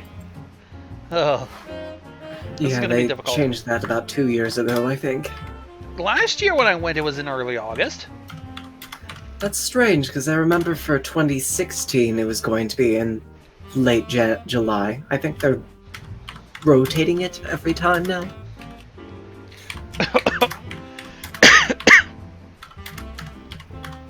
I have no idea what's going on. maybe there's some other things scheduled in early August, and they had to move it early. I've also ended up playing a few rounds because somebody gifted me Jackbox Party Pack 1, and we ended up playing a few rounds of Fibbage, along with some of the people, including Kitty, and we also had Inverted Shadow on there, who managed to win one game, but lost the second game to our local Neil Patrick Harris impersonator, David Wiz. Yeah, Chance is a freaking faggot. He wasn't even playing. What grounds do you have to talk shit about him? I was there. You were there, but you didn't play. Yeah, because something was going on.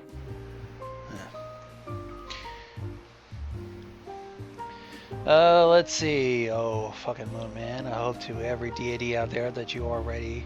I have some fresh and delicious material coming your way.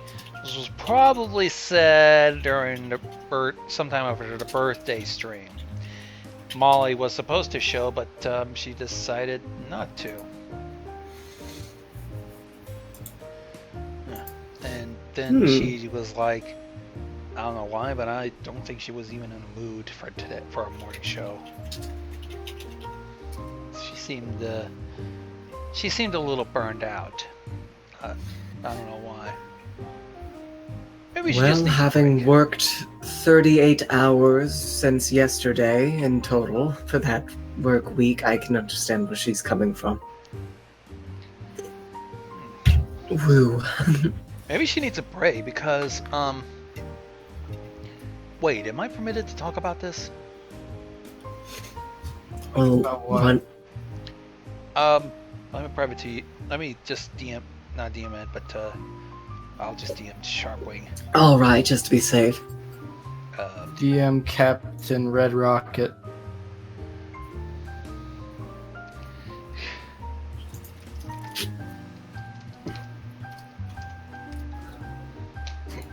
Don't worry, the boring silence won't stay boring silence for long. I find it interesting that I hand drew something very silly, and everywhere I posted, people just ignore it. I guess they're used to that kind of stuff from me.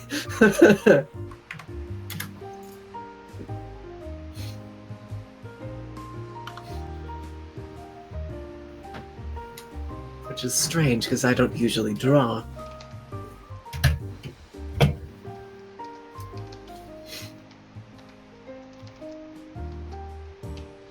In other news, it snowed quite a bit last night from where I am, so woohoo.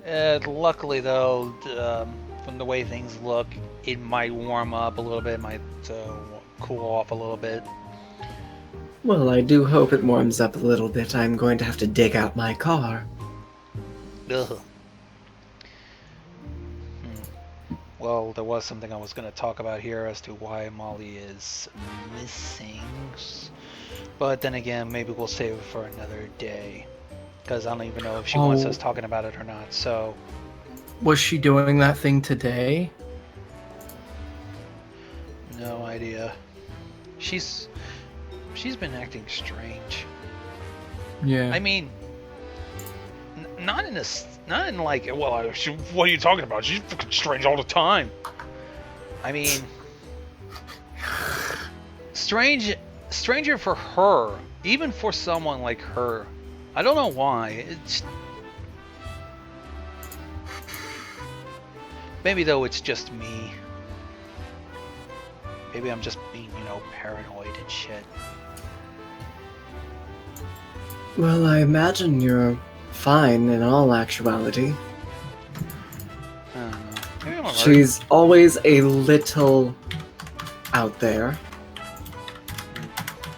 Maybe it's just me coming off the high of my birthday and all that stuff. Potentially.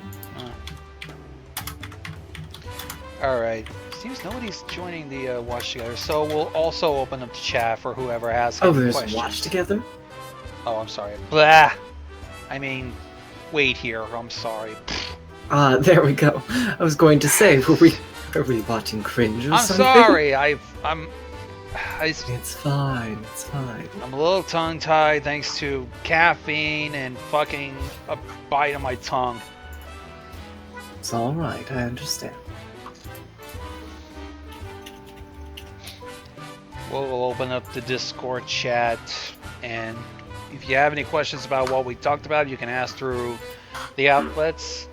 I can imagine only a few will be talking, because I only see like 7 people. I mean, we did start early morning. I mean, at the crack of dawn.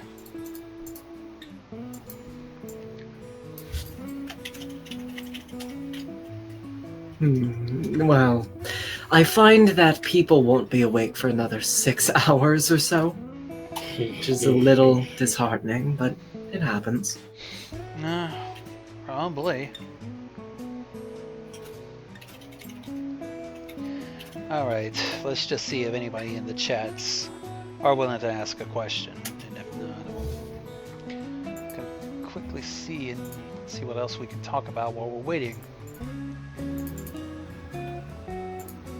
Let's see. Wonder what's trending on Facebook. Facebook. Let's see about this one. What's this? Let's see if this one's a little bit positive. We could use a little bit of positivity. 7:15 a.m., huh?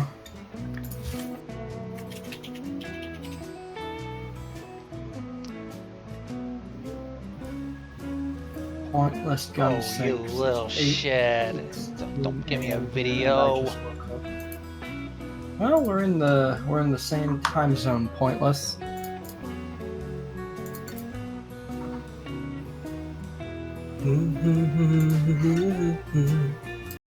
Let's see. Come on, load up for me. There we go. Today, OVO Sound, in conjunction with Canadian musician Daddy Drake, decided to release the video of the new song called God's Plan, in which Drake gave away nearly $1 million to surprised and crying people. The budget for this video, oh, don't you even start with me, don't you dare. The budget for this video was $996,631.90. We gave it all away. Don't tell the label. It goes on following a montage of Drake Robin Hood, as I might as well call him, because he was Robin Hooding his way around Miami, Florida, with various acts of goodwill. Walking into a grocery store and telling shoppers everything will be free, presenting multiple schools with giant $50,000 in checks, gave kids some cars, and all of it set to his new tune. Wait, gave kids some cars, as in Hot Wheels, or real cars? I'm afraid to even ask. There is a cynical route to take with videos like this, as some people might remember if they were old enough. Blink-182 did a similar concept 17 years ago with their music video to, I believe the song was called Girl at the Rock Show. Drake maybe obviously push a song in the OVO brand while committing these selfless acts, filming them for posterity and using them as the backdrop to inspire commercial success, but at least he's proved that he is not opposed to spraying it around. Apparently it's a good song, you can look it up on YouTube. I believe I was in chat with Kiba and he was talking something too about another good deed that's done by Cards Against Humanity.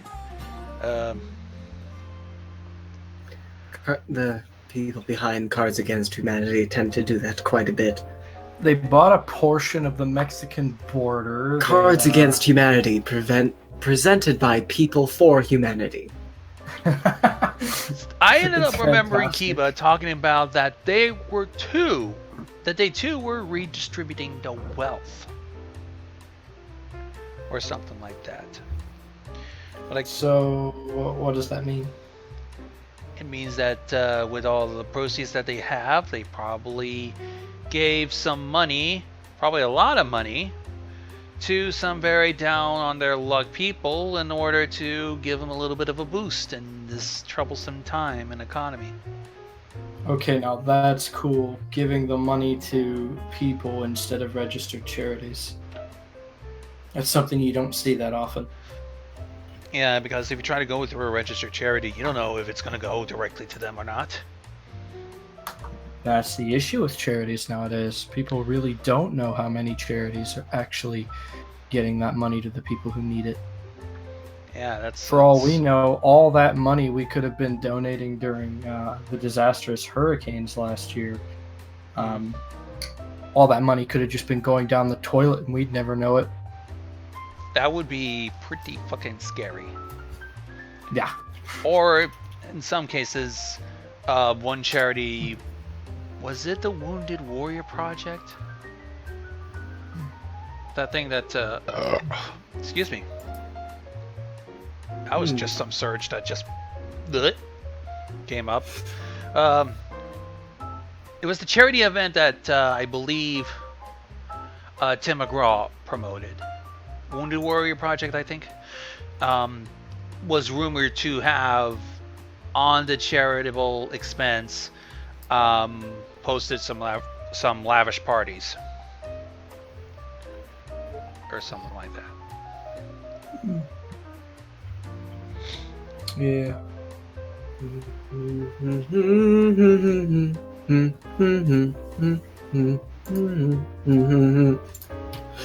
Well, I've been hearing that in a lot of memes, sorry.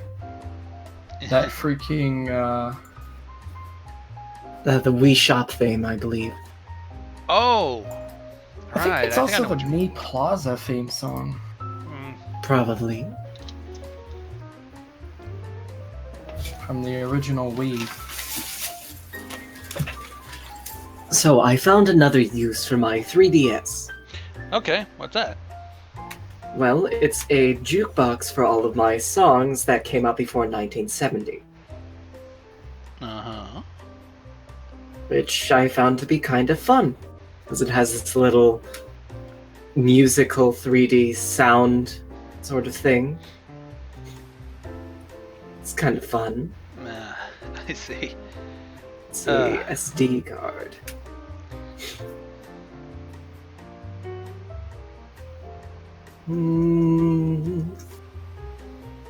Well, these songs are old enough that nobody's making money off of them, so even if we were worried about getting flagged if I played any of these, it probably wouldn't do anything. But I won't risk it. I don't know either, because sometimes they will still renew the copyrights just to make sure that they still get fucking money. Yes, it's... Yeah. Come on, Wine Spooty Ooty, where are you? Johnny is the boy for me. I don't remember that one. So what is asking if it plays Ding Dong the Witch is Dead? No, it does not play Ding Dong the Witch is Dead. That would be a good one to put in here, but I believe Wizard of Oz, at least movie rights, are still in effect and will be in effect for another 10-15 years. And that's assuming nobody renews the copyright. I imagine it still is making money, so... Probably is.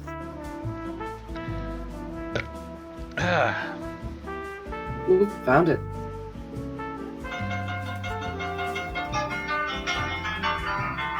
And that's all I dare to play. Fair enough. Just to be sure, that song originally came out in 1938, I believe, and it was remade for the swing era in around the 1940s and 50s. Alright. It's a very nice song. And if you're going to look it up, that little progression is from Wine Spooty Ooty drinking wine. Huh. Sounds like the process of making that song. Pretty much.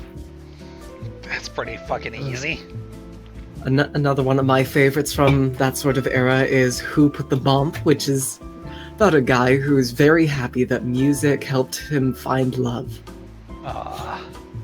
Who put the bump in the bump, ba-da, who put the ram in the ram-a-lam-a ding-dong? Who put the bop in the bop-she-bop-she-bop? Who put the dip in the dip-de-dip-de-dip? Who was that man? I'd like to shake his hand. He made my baby fall in love with me. A lot of fun. I thought no one owned Oz, hence why different companies can make Oz material. I think Warner Brothers owns that. Warner Brothers owns what? The Wizard of Oz. Oh, probably. Let's see. I don't know, but then again, regardless of the material it came from, people can make musicals about it or iterations of it and so on and so forth. I mean, people had The Lion King is owned by Disney, and fucking people that made a musical on that. Let's see. The children's book, The Wonderful Wizard of Oz, written by L. Frank Baum in 1900, is in the public domain. This follows the general rule that any work published before 1923 is automatically in the public domain. The film The Wizard of Oz, starring Judy Garland and directed in 1939 by Victor Fleming, is not in the public domain. Instead, the copyright to The Wizard of Oz is owned by its producer, the classic film studio MGM, Metro-Goldwyn-Mayer. Oh. The law considers the film a derivative work of the original book. It creates an interesting legal situation when a film is still protected by copyright, but the story that it is based on is not. Below, I'll describe what is and not, blah, blah, blah, blah. Yeah, the characters aren't copyrighted, but if you use silver slippers, it's not copyrighted, but if you use ruby slippers, then you're in trouble. That is so strange. Very. Oh well. Because it kind of means they do have claim over an idea. It's not an idea, they have claim over any derivative works from the movie, any merchandising related to the movie, but not the 1900 book. Well, okay. That means that people can still rework the book into a play. You can write a story where Dr. Jekyll and Mr. Hyde have a three-way with Dorothy if you so choose. They're all in public domain. Dude, Dr. Jekyll and Mr. Hyde are one and the same. They're just very specific details for some petty reason that you can't use. Yeah. Yes, such as you can make a story with Dr. Jekyll and Mr. Hyde because they are public domain characters, but you cannot make anything derived from the TV show Jekyll. Wait, there was a TV show? Yes, there was a British TV show called Jekyll. It has about 6 episodes or so, but it's quite a fun little derivative. So does that mean technically you can't make fan works of things? Well, it very much depends. If you change enough to where it cannot replace the original property, or it doesn't include imagery from the original property, then it's yours and you can use it for whatever you please. You can call your characters whatever you want, but you cannot have them involved in the very specific story of the original working, I believe. Such as you can't just take the script from the original movie, change a few names, and then release that. That's still a copyrighted work. Okay, that makes sense. Alright. Because, I mean, that would basically just be plagiarism. Yes, plagiarism is illegal. So and infringing copyright is illegal. So we have our artist, Kitty. And yes. sometimes she's commissioned artwork of copyrighted characters, but she has this unique style that's not mimicking any of the works that she's asked for. If she took a screenshot from the movie or whatever and then released that as her artwork, then there would be a problem. She's drawing it. It doesn't matter what you're drawing. You could be drawing... Oh boy, you could be drawing Black Panther or something in a highly realistic style that almost looks like it would be from the movie, but it would still be your original artwork. Okay. At least that's good. Yes, it's not anti-artist, it's just anti-stealing or theft. Alright. I think we got Makes that. Sense. Ugh. Just that's a little bit of Hey, so what? How's it going? Oh, yes. How's it going? Somewhat to the guy in the chat. He's a German guy that talks about political stuff. He missed a good fucking hour and a half. I think he was doing his own stream, and he just got here. Oh. Black Panther, racist. Nah, it ain't. Some people are trying to make it racist. Yeah. Doesn't stop the internet from drawing fucked up shit about it. So, well, yeah, it maybe gross, but it's all legal. Yep. Luckily, there are, depending on the site, there are precautions you could take in order to avoid seeing that shit. So, let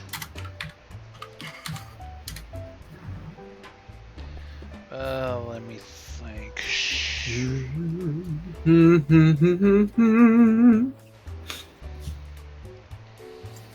Well, I'm not surprised by that. You're in Germany, and I don't really know what their internet connection is like. It depends on the provider. I don't know what providers they have in Germany. Neither do I. Fuck if I know. They have Time Warner. Not Warner, Warner. Okay. Being racist, don't mind me. It's not... Okay, well... German or not, you're both white people. True, it's, what's the... being... culturally appropriating? I don't know. I don't know. That's how confusing this shit is. It is Nazi Germany again, no joke. Well, you're the guy that lives in Germany, not me.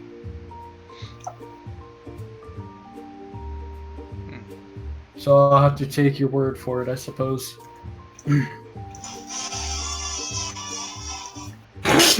Shit!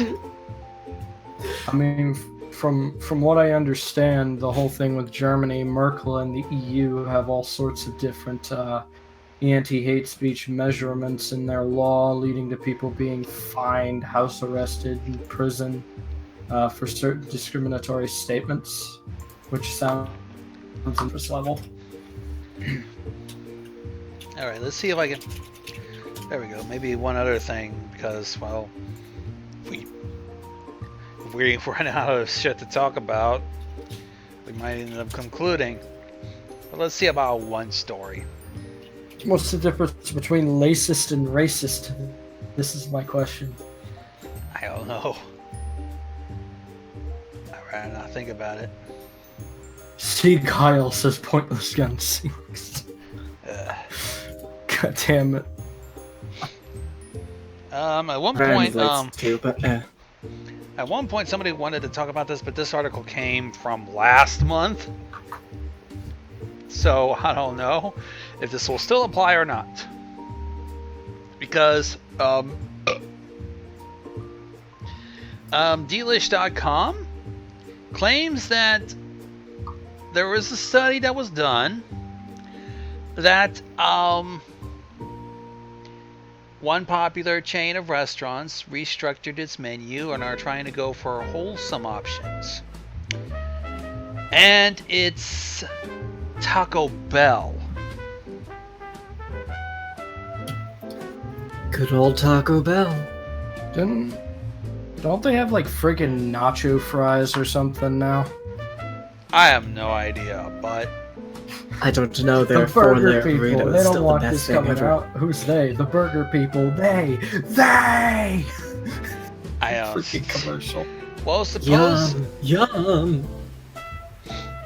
supposedly there is a Taco Bell dietitian and product developer who ended up joining the company and was trying to give it focus on serving all natural ingredients, switching some stuff over like cage-free eggs, reducing the sodium across all the menu items to about 15% and all that shit, like low-calorie stuff, vegetarian stuff, a high-protein cantina menu and all this stuff. So essentially, no more post Taco Bell diarrhea. Depending on the area, you probably still would get the Taco Bell fucking liquid shits. Then it's no good. Back to the drawing like board, fucking. gentlemen. It could have. It could still happen regardless, because sometimes, if you eat fast food, somehow you're probably gonna have it come back to haunt you in the form of you being on the toilet as fucking Montezuma's revenge wreaks havoc on your fucking asshole. Taco Bell is like a Mexican McDonald's. Ba-da-ba-ba-ba, si, senor. I went racist. Christ. I wonder if I'm gonna be bitched out. No, it's just ba ba ba ba. There's like a freaking audio of somebody having liquid shits into a toilet bowl. Ba-da-ba-ba-ba. Ah! I am not loving it! Pretty much. Oh, shit.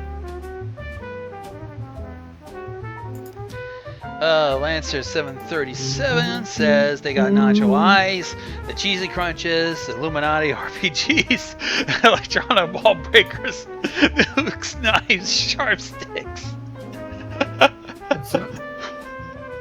It's okay.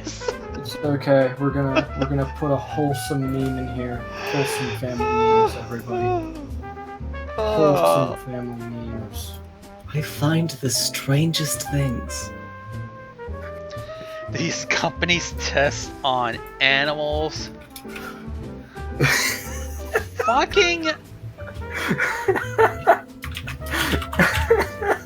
Do you swear upon the gods in heaven that somebody made a graphic claiming that SoundCloud tests on animals?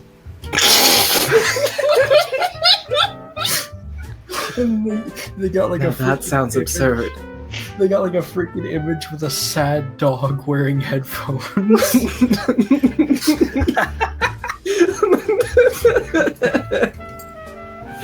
No, that is some top quality nonsense right there. That is some top like quality some nonsense. fucking failed paranoia propaganda bullshit. If it's real, it really fucking shows just how out of their mind some of these activist groups are. Or the fact that they don't actually care about the cause, they throw up some corporations and expect people to believe it.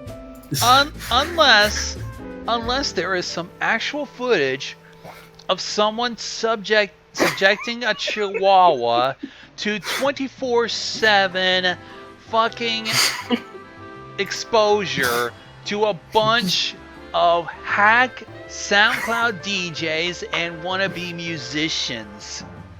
And freaking predominantly conservative podcasts. Like, there are podcasts on SoundCloud. Like, holy shit. That would be something if there was proof that SoundCloud was testing all sorts of music and podcasts and anything that's on there and subjecting them to animals to see what effects they will have. If they have, like, Best meme you gotta understand taste in music. The Chihuahua can understand taste in music. Well, while we're on the subject of news, I have been following a little goings on with Twitter. What's been happening? For one, James Damore was speaking at Portland State University, and some protesters showed up. And at first, they just staged a walkout, but one of the people that was walking out had smashed some of the sound equipment and pulled the wires out to their microphones. So, okay. One question. Who the fuck are we talking about? I don't know. James Dilmore, the former Google employee that was fired from there because of his memo at Google. A memo, okay. He was fired over a memorandum. I'm afraid to ask, but what was on it? Well, basically, his memorandum was challenging the methods at which Google would use to try and achieve workplace diversity, arguing that some of their methods were illegal and that their methods would not achieve the diversity that they wanted. Are we talking like I'm posting up a video with Prager of James Damore, basically talking about what he posted in his memo. I read his memo. I have a video of it in my stuff. I read it as one of my live action characters for my Killer Calls series. And I was planning on posting it on VidMe a long while back, but well, everybody knows the story of what happened with VidMe. Yeah. So it's really just been sitting here building up dust. Well, you got PewTube. If it's lower than PewTube, 500 megabytes. BitChute. Yeah, BitChute too, so. You got some other options for now. You also got Dailymotion if you could be able to pull that off. Anything I upload to YouTube automatically uploads to my BitChute, which is good. That's a thing you can do, is you can link your YouTube account to your BitChute, and it will automatically upload the rest of your videos there. So, in this memo, was it like hiring people of other ethnicities as token people of different ethnicities instead of skills that might be valuable to the company or something? This is what I'm getting at? Essentially, James Damore was basically talking about, in regards to interests, men and women differ. Also, in regards to tendencies and life goals, men and women differ. Ow, fuck, ow. I just tried to open my window and I blinded myself. Fuck. Oh, shit. That's what I get for having an apartment that faces east. Basically, his biggest crime was insinuating that men and women are different from each other. Not just in the physical way, but in a psychological, aspiration, and tendency-based way. Okay. Essentially, one of his points he made in his memo is that men are more oriented towards things and women are more oriented towards people. Huh. That women are more interested in social fields of profession, and men are more invested in scientific and mathematical fields of profession. Okay, I kind Now, of see. Nowhere in his memo did he say that there were no exceptions to this rule. Just that, by and large, this is what it was. Which, by and large, there aren't millions and millions and millions of women in computer science and engineering. And that's, by and large, their choice. So James Damore actually had a point, but they called him sexist for that. Said that he was enabling of dangerous gender stereotypes despite what the reality was. Which is that essentially right now we're in this dichotomy where businesses and political leaders believe that disparities are only due to injustice. James Damore advocated the contrary, that there were more factors than just injustice that causes disparity. Factors that they weren't looking into, and they were going full gung-ho just with sexism being the only cause for disparity.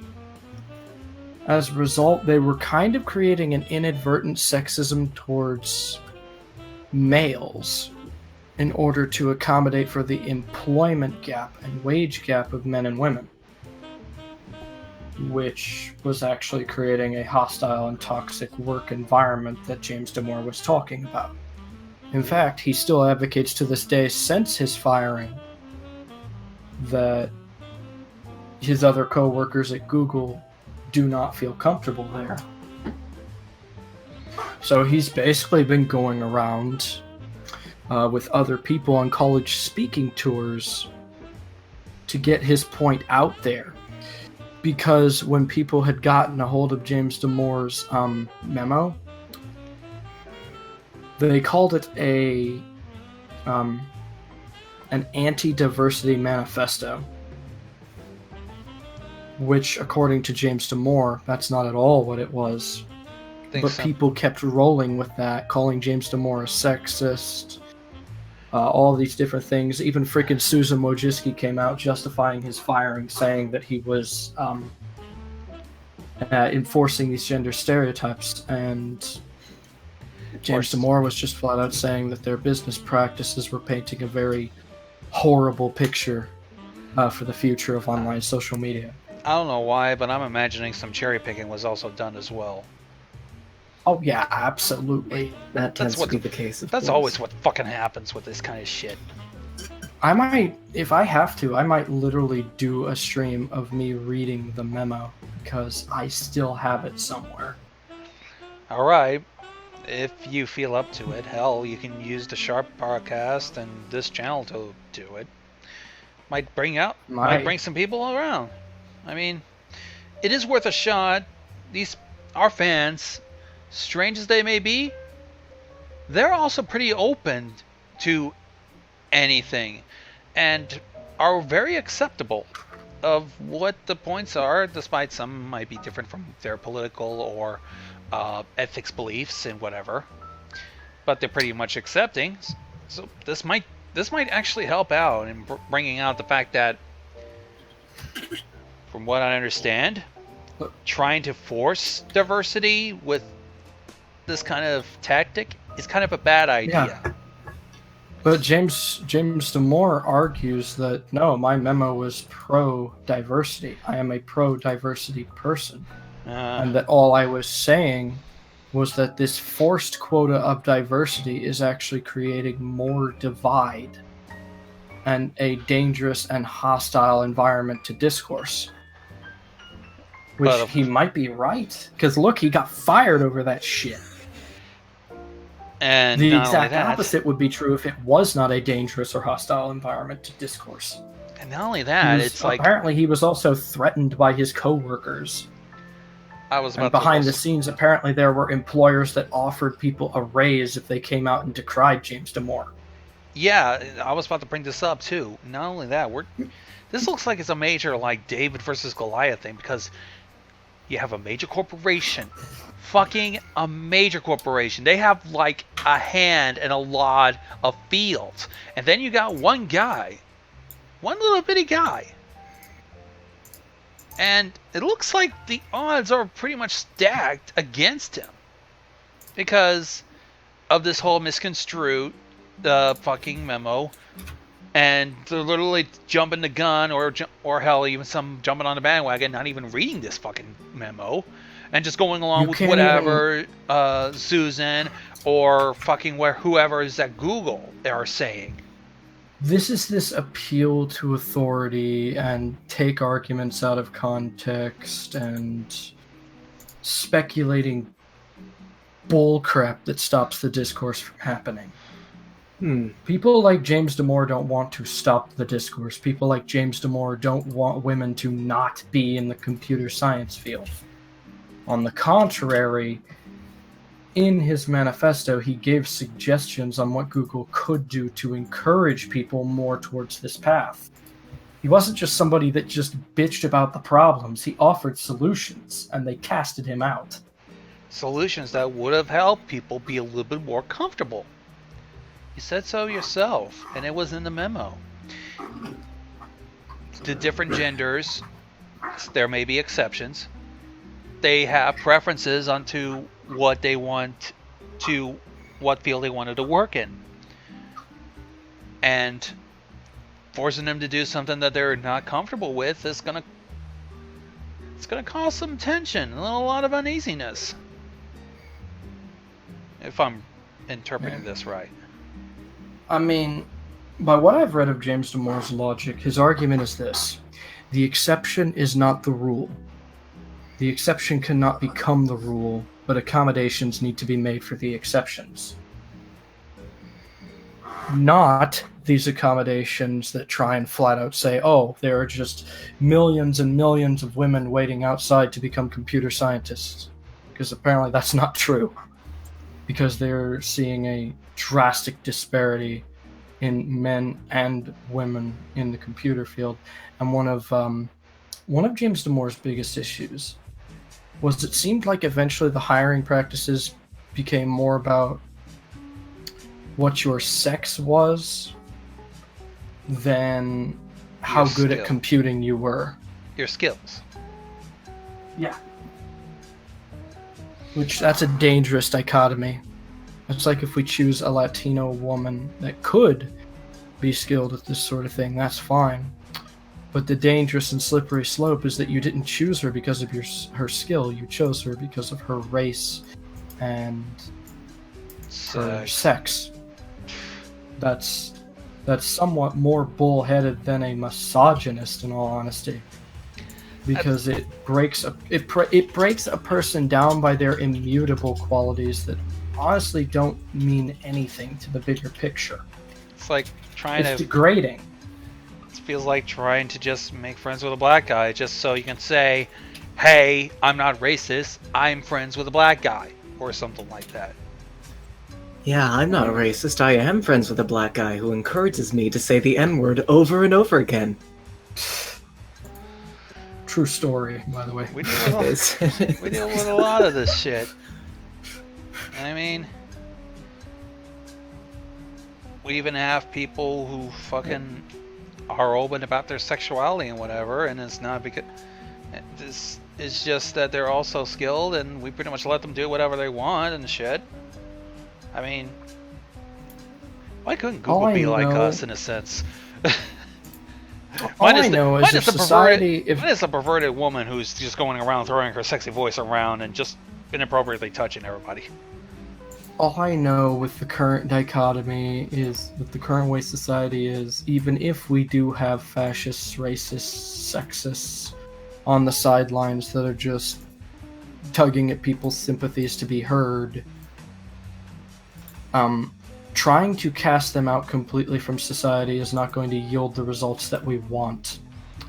Completely casting out the opposition of what is the popular point of view right now is not going to yield the results that we want. All it is going to do is encourage these people to fight harder for their right to exist. And fight harder they will. Yeah. Existing is fun. And it's the thing, racism and things like this are always going to exist in the world.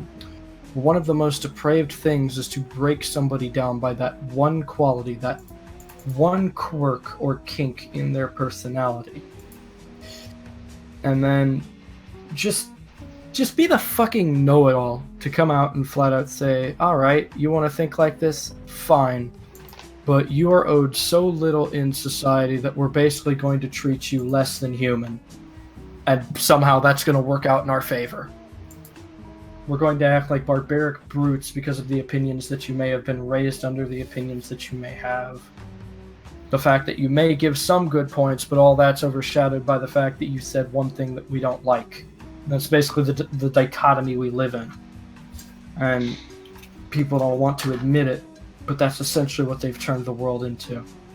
They've boiled people down by immutable properties that they will never be able to change and done a sort of segregation similar to Jim Crow laws but made it by a basis of sex, race, and ideology all in one. If you do not hit all three of those bullet points, you are an inferior individual. It's not just race, it's not just sex, and it's not just ideal this time around, it's all three.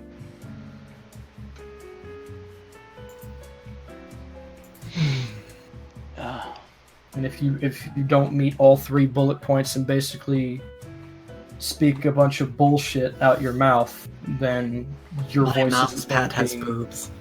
your voice isn't worth being heard.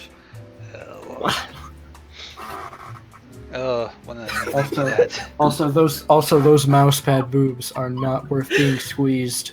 Get that shit out of here. Yes, they are. They are, most definitely. Oh, come on. But the timing of that was ridiculous. I made my comment, and then you said your voice is not worth being heard.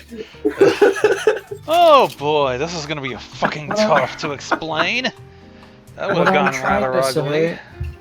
What I'm trying to say is there is no discourse if we're literally living in a dichotomy and people don't realize it, where we're flat out saying nobody's allowed to speak with the opposition, and literally all we can do is physically assault these people and remove them from schools and remove them from places of work and essentially attempt to systematically wipe them out.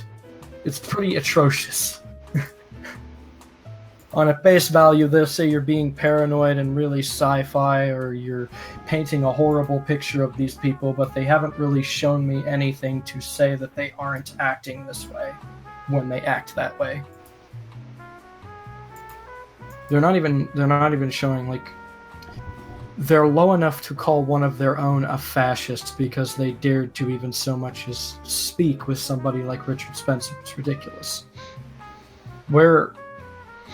And if we're really going to play this game, who can we talk to and who can't we talk to? And I'm going to flat out say, if the only people we can talk to are all people who have been notoriously only left-wing, I'm calling that shit out. And vice versa, when the alt-right gets a hold of society, if the only people we can talk to universally are predominantly right-wing, I'm calling that shit out. Because that's not a discourse. What right and left-wing means. Either you're a conservative or you're a progressive, basically. Well, what did those mean? Well, conservative means that you want to conserve our culture and old-fashioned ways of thinking, and a progressive means that you want to do away with so much of the conservative ideology that it completely changes society as a whole. So one is opposed to change and one wants change. Yeah. And for some reason, I think both sides are kind of silly, but change is something that happens. Yeah, and see, there's the issue there. The political leanings mean far more than we make them out to be. At base value, at the flattest statistic, these political ideologies are unchangeable, unwavering. However, a majority of people with their political leanings are bipartisan and are willing to compromise on things to get what they want. Our politicians aren't. I don't want to be a fucking rude here, because I promised Molly we're going to do a 2-hour show, and we're rapidly, like, we only got like a few minutes to conclude. Yeah. You're giving me a panic attack here, dude. I mean, alright. I'll finish by saying this. Nobody has the right to take you hostage in a discourse and say there are certain things you can't talk about, say there are certain people that you can't talk to. All of these people that keep showing up trying to declare violence against people that are just basically saying shit. That's all they're doing at the end of the day. That's all you can take from it. What other people do or what other people think is their decision. But essentially, people don't have a right to tell you who you can and cannot listen to, what you can and cannot listen to, or what you can and cannot think. And right now, we have too many people trying to hold the discourse hostage. That's all I'll say with that. Okay. That got a little tense. Oof.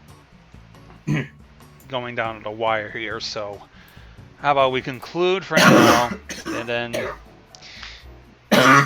yeah, let's just conclude for now because it's getting tense. I promised a short show, at least 2 hours max. So I didn't want to be rude. Yeah, it's okay. All right. We're going to conclude the show for now. Hopefully, if Molly is in some sort of funk, hopefully she can recover. But for now, you can anticipate some. We still have a slew of shows that you can watch through the Radio Molly Network. So hopefully you'll be entertained while Molly is doing whatever, really. Hopefully, though, she will be back this Friday and Saturday, 9 o'clock Eastern Time. For now, you can check up through the Twitter and all the usual outlets that we go through. For now, though, this is Gonzo and Sharpwing and Luna saying, have a pleasant Sunday. Have a pleasant Molly day. What was you saying, Sharp? I was just saying, see ya. Okay. See ya. Laters.